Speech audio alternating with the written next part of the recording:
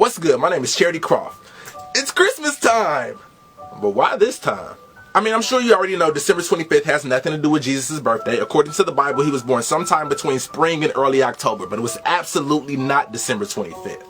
So then what is the reason for the season? Well, I'm glad you asked. It's most likely because in the year 336, the Roman Emperor Constantine was trying to do away with paganism and really make Christianity a thing.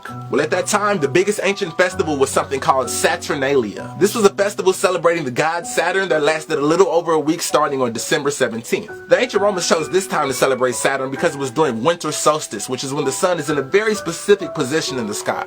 Now, we won't get too far into that, but listen, once you learn why Saturday is named after Saturn and why Sunday is named after the sun, and notice how most religious activities take place on one of those 2 days, a lot of things will start making sense to you. Anyway, so Constantine thought, since everybody's already celebrating at this time, I can just make this the day that we celebrate Jesus, and the whole world can make a much easier transition to Christianity. You gotta realize that at this time, most people worshipped multiple deities and were so-called pagans. Well, since Constantine and the Council of Nicaea were hell-bent on making Christianity the most powerful religion on earth, they just slapped their holidays on top of pagan holidays so the people could convert easier. Side note, the reason why Easter is always celebrated on a different day every year is because it's always the Sunday after the first full moon of the vernal equinox. Super pagan, nothing to do with Jesus' resurrection, nothing. Anywho, Christmas trees were used to decorate Saturnian temples. Mistletoe was used by ancient druids because they believe it had mystical powers. And presents were given during winter solstice to celebrate the spring to come. Pagan, pagan, pagan!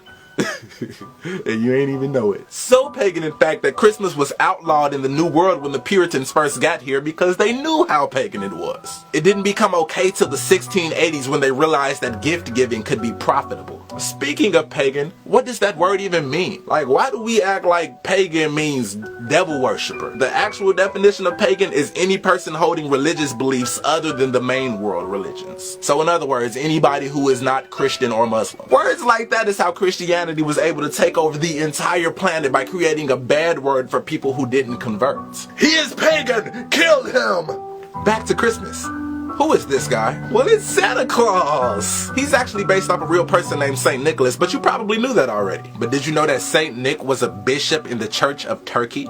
He anonymously gave 3 bags of gold to a poor family, and after that everybody just made up this legend about anonymous gifts coming from a guy named Saint Nicholas, and Santa Claus was born. And now he lives in the North Pole, even though he's from the Middle East. So that means that originally Santa Claus's gift giving was a noble act of helping the poor. But in the 1800s, companies found that it was far more profitable to make it about little kids, because of course people buy gifts for kids before they buy them for poor people. And so companies like Macy's started using Santa's name to make Christmas into a corporate capitalist fiasco. But here is the biggest point of this video. In America alone, we spend more than $465 billion on Christmas presents every year. Those are gifts for one day, $465 billion. Well, check this out. According to Charity Water, you can buy a well for $5,000 that will provide water for 250 people for 20 years. And according to Feed the Children, you can buy a meal for 300 people for $120. So if you do the math,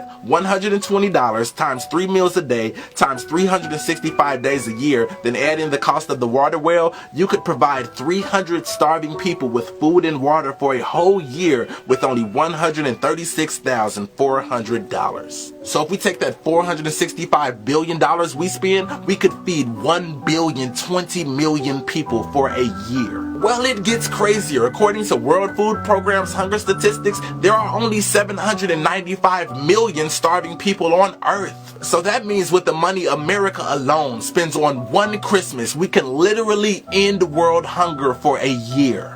Now let's take that one step further.